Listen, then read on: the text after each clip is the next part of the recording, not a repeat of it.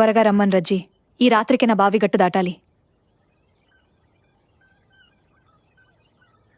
ఏంటే రంబా, మొన్న ఆ షాప్ అంకుల్ నీ బావికి ఓపెనింగ్ ఇస్తాను తీసుకెళ్లాడు కదా, ఏమైంది?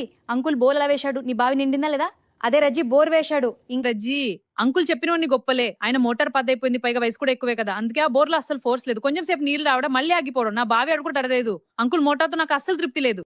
నేను అప్పుడే చెప్పాను కదా రంబా, పాత మోటార్ల కంటే ఈ కాలం కొరడు గురుగాడి మోటారే మొనగాడని. వాడు వేస్తే ఎలా ఉంటుందో నాకు తెలుసు కాబట్టి నీకు సలహా ఇచ్చాను.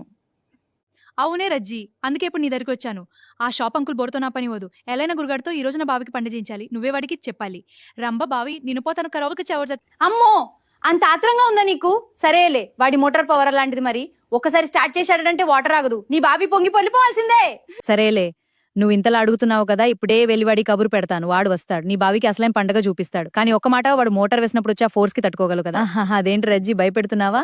తట్టుకోలేకేంటే, ఆ ఫోర్స్ కోసమే కదా నేను వెయిట్ చేస్తున్నాను.